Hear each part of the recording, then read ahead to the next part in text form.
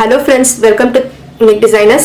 இன்னைக்கு நம்ம tutorial videosல அடுத்த ஸ்டிட்ச் பார்க்க போறோம். அடுத்த ஸ்டிட்ச்னா வந்து நம்ம ஏற்கனவே sugar beads வச்சு வர்க் பண்ணோம் இல்லையா, அதே மாதிரி தான் sugar beads வச்சு கொஞ்சம் அதை எப்படி வேற மாதிரி அட்டாச் பண்ணலாம் அப்படிங்கறத பார்க்க போறோம்.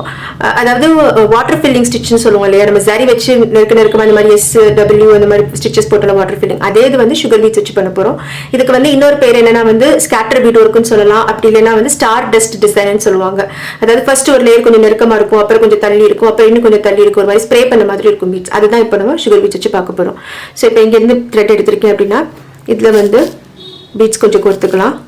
இந்த பீட்ஸை வந்து என்ன ஃபார்மில் அட்டாச் பண்ணணும் அப்படிங்கிறதான் மெயின் பாயிண்ட். இதில்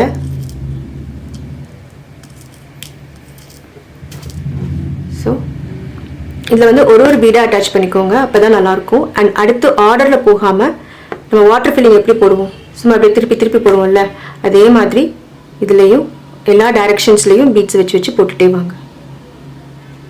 எதுவுமே வந்து ஒரே டைரக்ஷன்ல இருக்கக்கூடாது.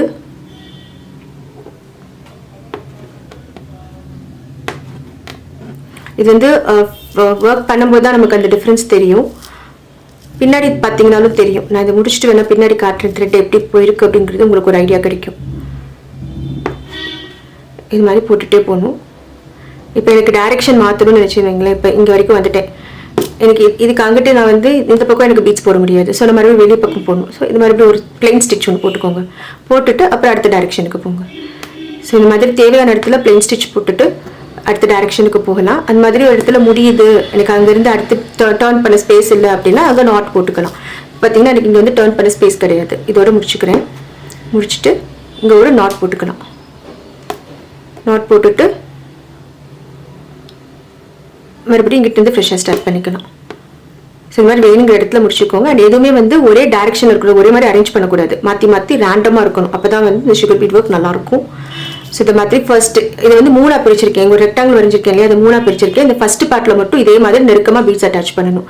ஸோ ஃபுல்லாக முடிச்சுட்டு காட்டுறேன். ஓகே, இப்போ வந்து இந்த போர்ஷன் ஃபுல்லாக முடிச்சிட்டோம் இல்லையா, ஃபுல்லாக நெருக்கமாக பீட்ஸ் வச்சு முடிச்சிருக்கோம். அடுத்து வந்து இந்த ஒரு பாக்ஸில் வந்து கொஞ்சம் கேப் விட்டு பண்ணணும். அதாவது ஒரு பீடு ஒரு ஸ்டிச்சு போட்டு காட்டுறேன் பாருங்க. இதை ஒட்டியே ஒரு பீட் போட்டுக்கோங்க. போட்டுட்டு கொஞ்சம் கேப் விடுறதுக்காக ஒரு ஸ்டிச், பிளெயின் ஸ்டிச் போட்டு அப்புறம் அடுத்த பீடு, மறுபடியும் ஒரு கேப்பு, அப்புறம் அடுத்த பீடு. இந்த கேப் வந்து கொஞ்சம் சின்னதாகவே இருக்கட்டும், ரொம்ப தள்ளி போட வேண்டாம். அண்ட் இதில் பார்த்தீங்கன்னா இப்போ நான் இதை முடிக்கும் போது இந்த த்ரெட்டு வந்து உங்களுக்கு ஆப்வியஸாக தெரியும். நம்ம கோல்டன் கலர் த்ரெட் எடுத்திருக்கோம், இது வந்து ஃபுல்லாக உங்களுக்கு தெரியும். இதே இது நீங்கள் ஒரு ப்ளூ கலர் த்ரெட் எடுத்து பண்ணீங்கன்னு வச்சுக்கோங்களேன். இமேஜின் பண்ணுங்கள், இதில் ப்ளூ கலர் த்ரெட்டில் பண்ணும்போது அந்த த்ரெட்டு வந்து தெரியாது உங்களுக்கு வெளியில். அப்போ வெறும் பீட்ஸ் மட்டும்தான் தெரியும் நமக்கு. இந்த ஃபர்ஸ்ட் நெருக்கமாக இருக்கும், அப்புறம் கொஞ்சம் தள்ளி இருக்கும். இப்போ நான் எதுக்காக கோல்டு த்ரெட்லேயே போட்டு காட்டுறேன் அப்படின்னா வந்து அப்போ தான் உங்களுக்கு வந்து புரியும், லைக் என்ன மாதிரி டேரக்ஷனில் நான் த்ரெட்டு திருப்புறேன், நீடில் திருப்புறேன், அண்ட் பீட்ஸ் எந்த டேரக்ஷனில் போகுது அப்படிங்கிறது உங்களுக்கு அப்போ தான் புரியும். ஸோ அதனால் நான் அந்த கான்ட்ராஸ்ட் கலர்லேயே த்ரெட் போட்டு காட்டுறேன். பட் நீங்கள் ஒரு ப்ளவுஸ்ன்னு எடுத்து ஒர்க் பண்ணும்போது செல்ஃப் கலர்லாம் கண்டிப்பாக த்ரெட் போடணும். இது ஆப்ஷனல் கிடையாது, கண்டிப்பாக செல்ஃப் கலரில் த்ரெட் எடுத்துக்கணும். ப்ளூ கலரில் த்ரெட் எடுக்கணும், இல்லை மெரூன் ப்ளவுஸ் போட்டிங்கன்னா மெரூன் கலர் த்ரெட் எடுத்துக்கணும். அப்படி போட்டிங்கன்னா தான் அந்த த்ரெட் வந்து வெளியில் தெரியாது. ஸோ இதே மாதிரி இதுவுமே அந்த வாட்டர் ஃபில்லிங் எஃபெக்ட்ல தான் இருக்கணும். ஒன்று ஒரு டைரக்ஷனில் இருக்கணும், எல்லாம் ஒரே மாதிரி போகக்கூடாது. ஸோ இப்போ இந்த ஸ்பேஸ் ஃபுல்லாகவே வந்து இந்த மாதிரி இந்த இதே அளவுக்கு கேப் விட்டு நம்ம இந்த ஸ்பேஸ் ஃபுல்லாக ஃபில் பண்ணணும். முடிச்சுட்டு காட்டுறேன். ஸோ இப்போ இந்த இடத்துல வந்து கொஞ்சம் தள்ளி போட்டிருக்கோம். அடுத்து இன்னும் ஒரு பாக்ஸ் இருக்கு இல்லையா, இதில் வந்து இன்னுமே டிஸ்டன்ஸ் விடணும். இங்கேருந்து ஆரம்பிச்சுக்கலாம். இதுக்கு வந்து ஒரு பீடு வச்சு நாட் போட்டுக்கோங்க. ஒரு பீடு வச்சு ஒரு நாட். ஸோ இது மாதிரி இதில் எவ்வளோ டிஸ்டன்ஸ் எவ்வளோ ஸ்பேஸ் விட்டுருக்கோமோ ஒரு பீடுக்கு நடுவில் அதை விட ஜாஸ்தி ஸ்பேஸ் விட்டு இந்த இடத்துல நம்ம ஃபில் பண்ணிக்கலாம். ஸோ இப்போ இங்கேருந்து இங்கே வரைக்கும். ஸோ இந்த மாதிரிலாம் போடும்போது பார்த்தீங்கன்னா கண்டிப்பாக அந்த நாட் வந்து வெளியில் தெரியக்கூடாது. அப்படின்னா நீங்கள் வந்து செல்ஃப் கலரில் த்ரெட் எடுத்திங்கன்னா தான் அது கரெக்டாக வரும். சில நேரம் சில பேர்த்துக்கு இந்த த்ரெட்ல வந்து நாட் போடுறது ரொம்ப சிரமமாக இருக்குன்னு ஃபீல் பண்ணீங்கன்னா இந்த லாஸ்ட் பார்ட்டை மட்டும் நீங்கள் வந்து நார்மல் நீடில் அண்ட் த்ரெட் வச்சு போட்டுக்கலாம். ஏன்னா இதில் வந்து உங்களுக்கு கண்டினியூட்டி கிடையாது இல்லையா. ஸோ ஒரு இடத்துல பீடு அப்படிங்கிறப்ப வந்து நிச்சயமாக ஒரு நார்மல் நீடில் அண்ட் த்ரெட் வச்சு ஒரு பாசியாக கொடுத்து அட்டாச் பண்ணிக்கலாம்.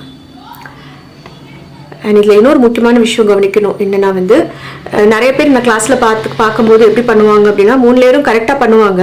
பட் ஆனால் வந்து இந்த 2 லேயருக்கு நடுவில் வந்து ஒரு செப்பரேஷன் மாதிரி இருக்கக்கூடாது. இதுலேருந்து இது அப்படியே ஸ்ப்ரெட் ஆகிற மாதிரி இருக்கணும், ஒரு கிரடேஷன் மாதிரி வரணுமே தவிர நீங்கள் இது ஒரு மாதிரி போடுறேன் இது ஒரு மாதிரி போடுறேன்னு சொல்லிட்டு இங்கே ஒரு கேப் விட்டுறக்கூடாது.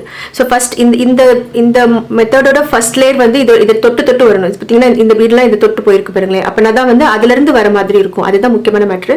தனித்தனியாக இருந்துச்சுன்னா அது ஒரு மாதிரி தனித்தனியாக தெரிகிற மாதிரி இருக்கும், அப்படி இருக்கக்கூடாது. ஸோ இதுவுமே வந்து ஒரு பீடு அதை தொட்டு வரணும், அந்த ஃபர்ஸ்ட் லேயர் ப்ரீவியஸ் லேயரை தொட்டு வரணும். அப்படி வந்துச்சுன்னா தான் வந்து அந்த கிரடேஷன் அழகாக தெரியும் பார்க்குறதுக்கு. அண்ட் இதுவுமே வந்து இந்த கோலம் போடுறப்போ புள்ளிவை போல் அந்த மாதிரி 1 மாற்றி 1 அப்படி இருக்கக்கூடாது. இதுவும் ரேண்டமாக இருக்கணும். அப்போ தான் வந்து அந்த லுக் நல்லாயிருக்கும் பார்க்குறதுக்கு. ஸோ இதை எங்கே அப்ளை பண்ணலாம் அப்படின்னா நெக்லைன் சுற்றி அப்ளை பண்ணுறதுக்கு நல்லாயிருக்கும். ரொம்ப ஹெவியாக இருக்கும் பார்க்குறதுக்கு, ரொம்ப கிராண்டாக இருக்கும். கொஞ்சம் டைம் கன்சூமிங் ஒர்க் தான். இந்த பீட் வச்சு இந்த ஒர்க் பண்ணுறது வந்து கொஞ்சம் டைம் எடுக்க தான் செய்யும். ஆனால் வந்து நல்லாயிருக்கும் பார்க்குறதுக்கு. நம்ம ஒரு வீடியோவில் ஆல்ரெடி இதை வந்து ஒரு சின்ன ஸ்பேஸ்க்குள்ளே ஒரு ரவுண்ட் ஷேப்புக்குள்ளே இந்த ஸ்கேட்டர் பீட் ஒர்க் பண்ணியிருக்கோம். அதுவும் அழகாக இருக்கும். ஸோ எப்படினாலும் யூஸ் பண்ணலாம் இந்த ஸ்டிச்சை. ஸோ இதை முடிச்சுட்டு ஒரு ஹோம்ஒர்க் ரெடி பண்ணி வச்சிருக்கேன், அதையும் காட்டுறேன் பாருங்க. இப்போ ஹோம்ஒர்க் வந்து ரொம்ப சிம்பிள் தான். அதாவது இது வந்து நீங்கள் எப்பவுமே அதிகமாக யூஸ் பண்ண போகிறது நெக்லைன்லையும் ஸ்லீவ்லையும் தான் ஜாஸ்தி யூஸ் பண்ணுவோம். ஸோ நெக்லைனுக்கு பதிலாக நீங்கள் இப்போ ஒரு ஸ்லீவை ட்ரை பண்ணுங்க. நெக்லைனா ரொம்ப பெருசாக இருக்கும், கொஞ்சம் கஷ்டமாக இருக்கும் ஒர்க் பண்ணுறதுக்கு. ஸோ இப்போ ஒரு ஸ்லீவ் பேட்டர்னில் இந்த மாதிரி ஒரு ஷேப் போட்டுக்கோங்க. கீழே இது வந்து ஒரு 5 இன்ச் எடுத்துக்கோங்க, 5 இன்ச் போட்டுக்கோங்க. இதில் வந்து இந்த ஒரு லேயரும், அதாவது ஃபர்ஸ்ட் க்ளோஸராக போடுறோம் இல்லையா, அந்த ஒரு லேயர் வந்து ஒரு 1 இன்ச்சுக்கு, அப்புறம் இன்னொரு ஒரு 1 இன்ச்சுக்கு கொஞ்சம் கேப் விட்டு போடுறது. அடுத்தது தனி ஒரு பீடா வைக்கிறோம்ல அந்த மாதிரி. ஸோ இதே மாதிரி ஒரு சின்ன ஸ்லீவ் பேட்டர்ன் மட்டும் நீங்க ட்ரை பண்ணி பாருங்க, கொஞ்சம் ஈஸியா இருக்கும். ஆனா அது வந்து 5 இன்ச்சுக்கு குறையாம பண்ணுங்க. 5 இன்ச்சுக்கு பண்ணீங்கன்னா தான் வந்து உங்களுக்கு ஒரு சாலிடா அதை வந்து பிராக்டிஸ் பண்ண முடியும். ரொம்ப சின்னதா போட்டீங்க அப்படின்னா ட்ரையல் பார்க்கறது சும்மா சின்னதா போட்டு பாருங்க. பட் அதை வந்து ஒரு ஒர்க் அவுட் பண்ணி பார்க்கும்போது வந்து கொஞ்சம் பெருசா ஒரு ஸ்லீவ் அளவுக்கு போட்டு பார்த்தீங்கன்னா கொஞ்சம் அதாவது நிறைய தூரம் அந்த க்ளோஸரா இருக்க பீட்ஸ் போட உங்களுக்கு இன்னும் கொஞ்சம் நல்லா புரியும் அண்ட் ஈஸியா போடுற மாதிரி இருக்கும், பிராக்டிஸ் ஆகும். ஸோ அதனால இது ஒரு 5 இன்ச்சுக்கு வச்சுக்கோங்க.